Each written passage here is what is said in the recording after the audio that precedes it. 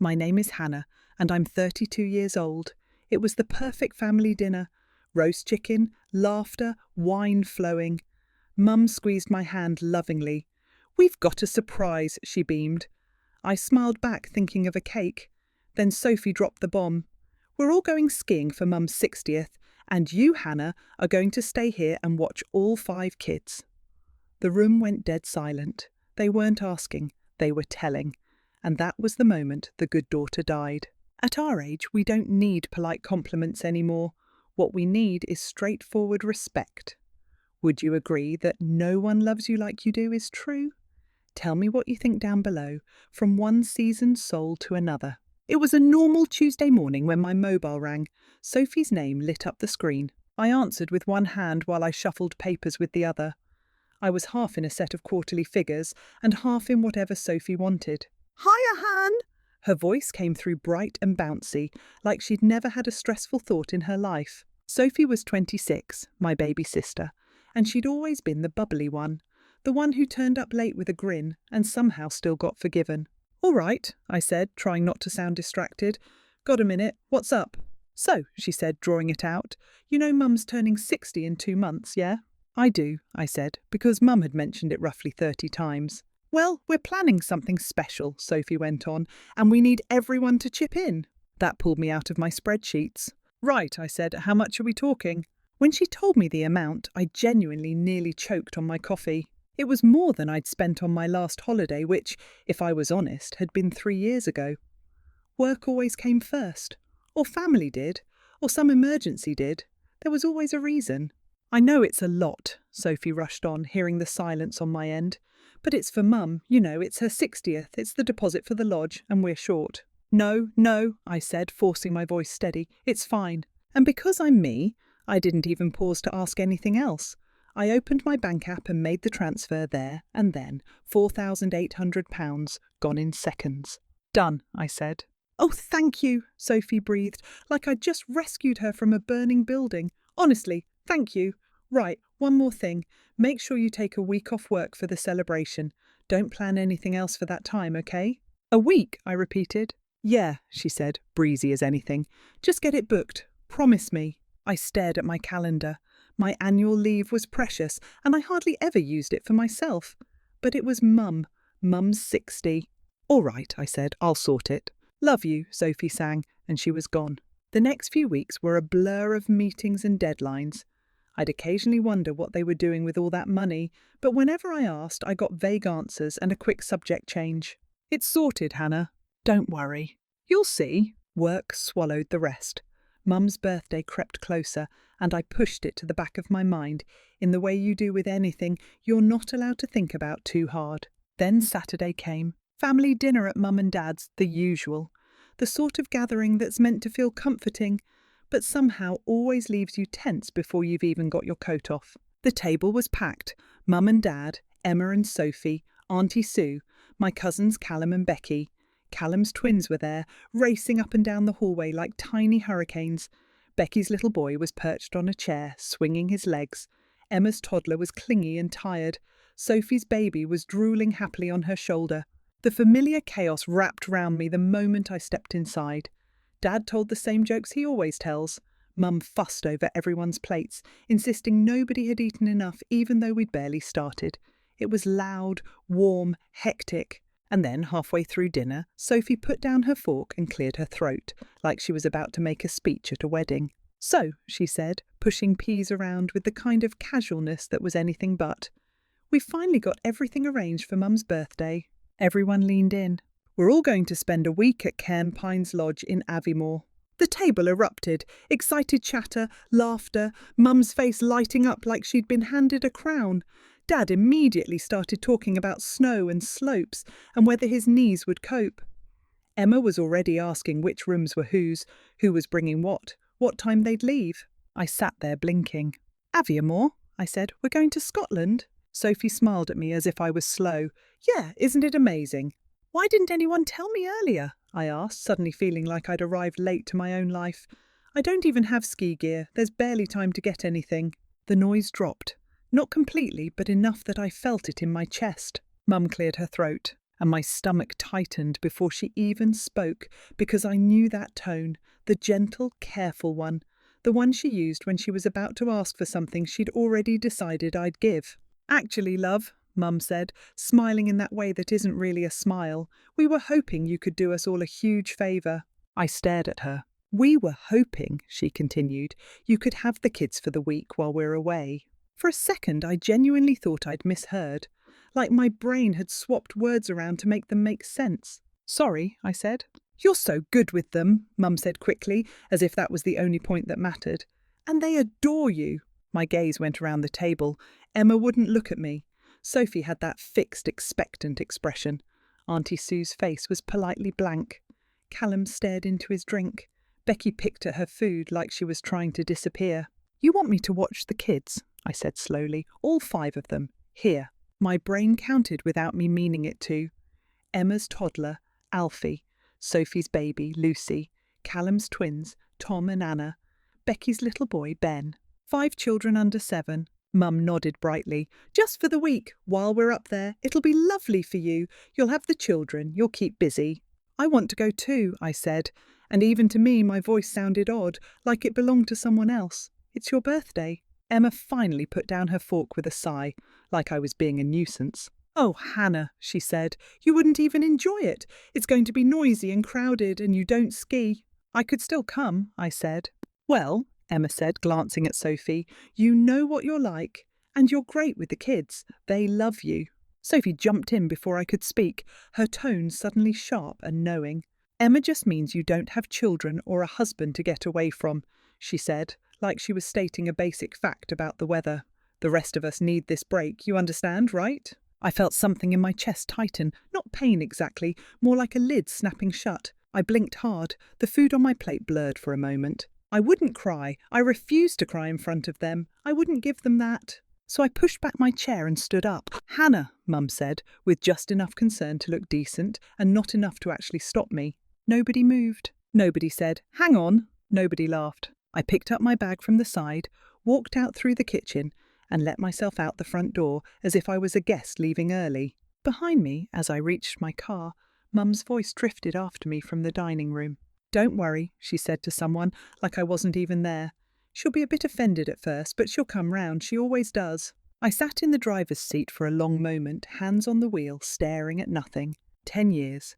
A decade of being sensible, reliable, the one who sorted things, the one who didn't make a fuss.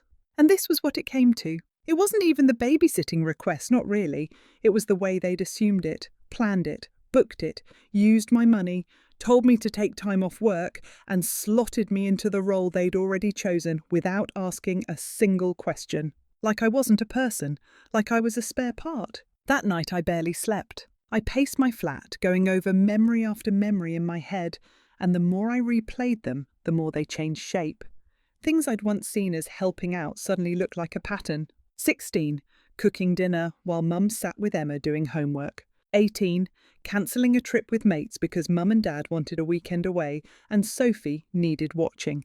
21, working 2 jobs at uni to help out with family bits and pieces because someone always needed something and I always said yes. It kept going, year after year. "Hannah, can you have Alfie for a few hours? I'm shattered." "Hannah, could you take the twins for the weekend? Becky's at her limit." "Hannah, can you just nip over? I've got an appointment." I'd always said yes, even when I had an early meeting, even when I was exhausted, even when I'd had plans. I'd worn it like a badge, the reliable one, the good daughter, the sensible sister. And suddenly it all felt grim. By morning, I'd made a decision. I'm not confrontational. I never have been. My instinct is always to fix things, smooth things over, make everyone feel comfortable. So I tried to fix it. I waited until a reasonable hour on Sunday, then called Mum. She answered on the 3rd ring. "Hiya, Mum." "Morning," she said. I kept my voice steady. "I've been thinking about the week. I've got a solution." She hummed, like she was already braced for the inconvenience of my feelings. "I'll pay for a professional babysitter," I said, "for all 5, properly vetted with references, the lot. They can stay with the kids here, and you can go away without worrying. And I can still come up for the birthday meal, even if it's just for a night." The silence on the line was too long. "That won't work," Mum said finally, her voice tight. Why not? I asked, even though I could guess. We're not leaving the children with some stranger, she snapped. They're used to you. Mum, I said, keeping my tone even, I want to be part of it. I want to celebrate with you. I can find someone brilliant, someone qualified. You're not exactly a social butterfly, Mum cut in, sharp as scissors. You'll be uncomfortable with all the fuss anyway. The children will keep you busy, and you enjoy spending time with them. It's perfect. Before I could reply, the call ended. Just like that. No goodbye, no pause, just the click of being dismissed. I sat on my sofa with the phone still in my hand, staring at the screen like it had personally offended me. A minute later it buzzed again. Sophie, I answered, and she didn't even let me speak. How dare you, she hissed. Mum just told me about your little babysitter idea. Are you trying to ruin everything? Ruin everything? I said, sitting up straight. I'm trying to find something that works for everyone. We already have something that works, Sophie snapped. Everything's planned, Hannah. Everything. And now you're being selfish, trying to change it at the last minute. The word hit like a slap. I'm being selfish. Yes, she said, without hesitation. We've been planning this for weeks. Everyone's excited. The lodge is booked, the activities are sorted, and now you want to throw a spanner in it because you can't just do this one thing for the family. My hand was shaking. One thing, I repeated softly. You're calling a full week of childcare for 5 kids one thing. If you spoil Mum's birthday, Sophie said, voice rising, don't bother speaking to me again. I mean it. The line went dead. Then the messages started. Emma. WhatsApp messages popping up one after another. Family needs to stick together. We all help each other. Remember when I watered your plants last year when you were away? You're good with the kids. They love you. Why are you being resentful? I stared at the screen, my jaw tight, and something in me shifted. I typed back, thumbs flying. A real family doesn't take advantage of each other. A real family asks instead of deciding. A real family doesn't guilt you into saying yes. I watched the typing dots appear, disappear, appear again. No reply. And that's when it all clicked. The money request with no explanation beyond Mum's 60. The instruction to book annual leave without telling me why. The casual announcement at dinner, as if it had all been agreed. The silence when I looked around for someone to laugh and admit it was a joke. It wasn't a misunderstanding. It was a plan. They'd built the whole thing around me doing what I always do. Giving, sorting, stepping in. And the moment I didn't, they'd gone straight to threats and guilt. Something strange happens when you finally see it. It's like fog lifting. The guilt doesn't get heavier. It gets lighter, it starts to drain out of you, and what's left is something clean and sharp. Determination. I opened my laptop. Within an hour, I'd booked myself a beachfront hotel in Tenerife. Nothing ridiculous, but nice. A balcony, a proper view. Somewhere I could walk straight onto the beach without needing anyone's permission. I even treated myself to an upgrade on the flight, because why not?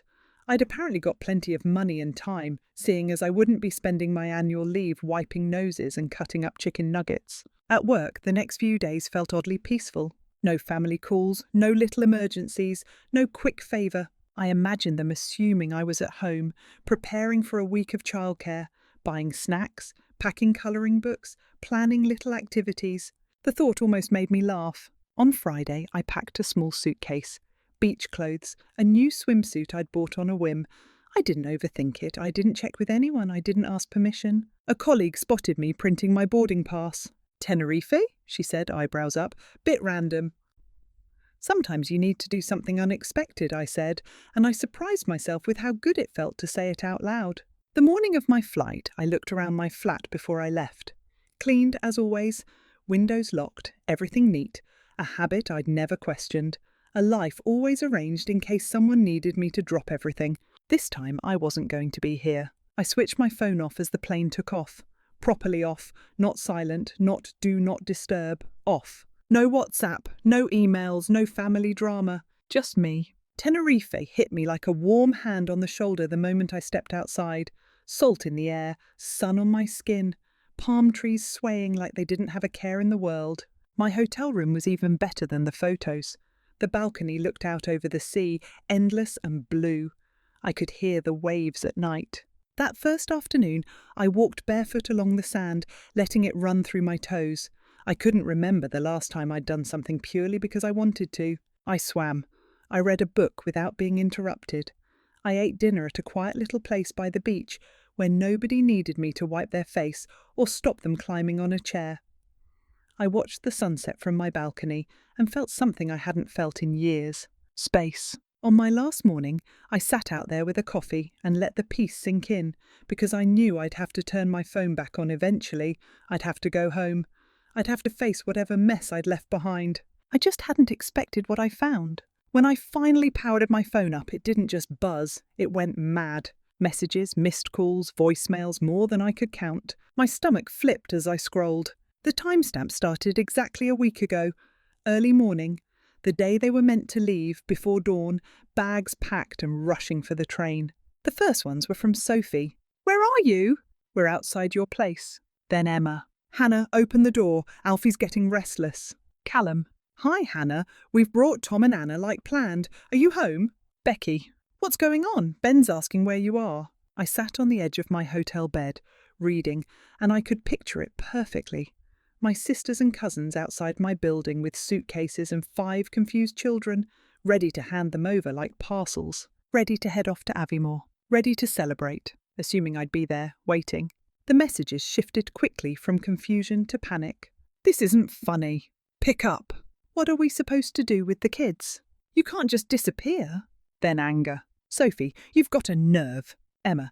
"I can't believe you're being this immature." Auntie Sue, who usually kept things polite. "You've ruined everything. Those children were counting on you." Mum's messages started later that day. "I'm so disappointed in you, Hannah. I never thought you'd be so selfish." Dad, who hardly ever texted, sent one message. "Your mother's in bits." There were voicemails too. I didn't listen to all of them at once. I couldn't.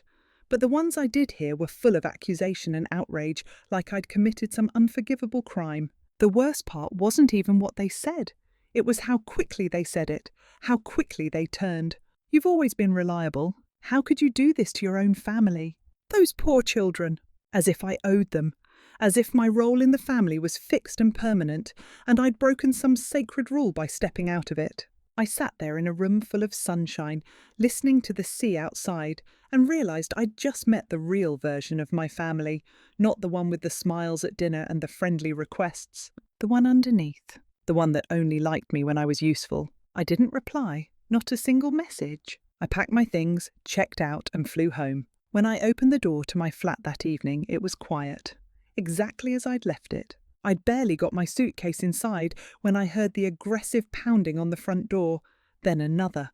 Not a knock, a demand. Someone must have seen me come in, because it happened too quickly to be a coincidence. Before I could even reach it, I heard a key turning in the lock. My spare key, the one I'd given Mum years ago just in case. The door swung open and they came in like a storm. Mum first, face tight with fury. Emma and Sophie behind her, red-eyed and wound up. They looked like people who'd spent a week stewing, like they'd only just got back from Scotland and come straight over. Sophie pointed at me as if she'd been holding it in all week. "Do you have any idea what you've done?" she shouted. I stood still, hands by my sides, heart thumping hard but steady. "You ruined everything," Sophie went on. "Everything." Emma jumped in, voice sharp. Rob refused to stay with the kids. Dan did too. Both of them suddenly had work. Mum made a noise like she was personally wounded by the word. "So Sophie had to stay behind with all 5 children," Emma said, glaring at me, "while the rest of us went up to Aviemore. And she missed my birthday," Mum added, voice rising. "My 60th, because of you." They talked over each other, faster and louder, a mess of blame and outrage. They filled my living room with it. The same room where I'd sat on the floor colouring with their kids. The same room I'd rushed back to after work because someone needed me. The more they spoke, the more absurd it sounded. Like they genuinely believed I was the villain for not turning up to the job they'd assigned me without asking. Something inside me cracked, and to their horror I laughed. Not a polite little chuckle. A proper laugh that burst out of me before I could stop it. The kind you make when something is so ridiculous your brain doesn't know what else to do. They froze. Mum's face darkened. "What exactly is funny?" I wiped at my eyes because the laughter had brought tears with it. "Do you hear yourselves?" I said, voice steady now. "Honestly, do you hear what you're saying?" Emma spluttered. "What's wrong with what we're saying?" "You planned the whole thing," I said, the laughter fading but the clarity staying. "You took my money. You told me to book a week off work. You didn't even tell me where you were going until it was too late, and then you announced it at dinner like it was already decided that I'd be the one staying behind with 5 children while everyone else celebrated." Sophie opened her mouth. I didn't let her. "And now, because it fell apart," I continued, "because you assumed and you planned and you never once asked me, you've come here acting like I've done something horrible to you, as if I owe you childcare just because you decided I do." Mum's voice dropped, smaller but still sharp. "But you've always helped." "Yes," I said. "And that's the problem. Because I always helped, you stopped seeing me as your daughter and your sister. You started seeing me as the solution. Free childcare, someone to pay, someone to rearrange their life so yours is easier." "That's not true," Sophie snapped, but the words didn't land. Even she didn't sound convinced. "Really?" I said. "Then why didn't you ask me? Why didn't you include me in the planning? Why didn't anyone say, 'Hannah, do you want to come to Aviemore for Mum's 60th? Why was it just decided that I'd stay here with the kids?" I watched their faces. For a second I thought I might see it, recognition, even a flicker of shame. But it hardened instead. Mum's eyes turned cold. "You're selfish," she said. "You've ruined my birthday. You've hurt your sisters. You've disappointed everyone." The last thread of hope snapped clean. "No," I said quietly. "You've done this to yourselves. This whole situation is the result of you assuming I'd fall in line, like I always do. I didn't ruin anything, I just didn't fix it for you." Mum drew herself up like she was about to deliver a verdict. "If that's how you feel," she said, voice shaking with anger, "perhaps I don't have a daughter named Hannah anymore." My heart thudded once, hard, like it was testing whether I'd flinch. I didn't. "If that's what you want, Mum," I said, "then so be it." It's been 6 weeks since that day. 6 weeks of silence broken only by the occasional notification when one of them posts something thinly veiled online. "Some people only think about themselves," Mum wrote, with a wave of supportive comments underneath from relatives who only ever hear her version. "Family should always come first," Sophie posted, alongside a photo of Lucy and a caption about being blessed. Emma wrote a long paragraph about toxic people who destroy family bonds with selfishness. She didn't mention my name, but she didn't have to. Everyone knew. A few months ago, those posts would have crushed me. I would have sat awake at night rehearsing replies I'd never send. I would have wondered if they were right, if I'd overreacted, if I should apologise just to make it stop. Now I scroll past them. Sometimes I even smile at how predictable it is. My weekends have changed. I'm not on standby anymore, waiting for a call that starts with, "I'm so sorry, but," and ends with my plans cancelled. I joined a local book club. The first meeting felt strange, sitting in a coffee shop on a Saturday morning, realising I didn't need to keep checking my phone. Last week I booked another trip for spring, a short break in Europe. I saw a good deal, I clicked, I booked it. No permission, no bargaining, no guilt. Sometimes in quiet moments I think about the kids. I miss them. Not in a dramatic way, but in that small ache you get when you remember the feel of a toddler's hand in yours, or the way the twins used to fight over who got to sit next to me. But I don't miss being used. I don't miss them being turned into weapons. I still have the spare key Mum used that day. I should probably post it back, but every time I pick it up, I hesitate. Maybe it's habit. Maybe it's a tiny stubborn part of me that still hopes they'll one day understand. That they'll look back and realise how unfair it was.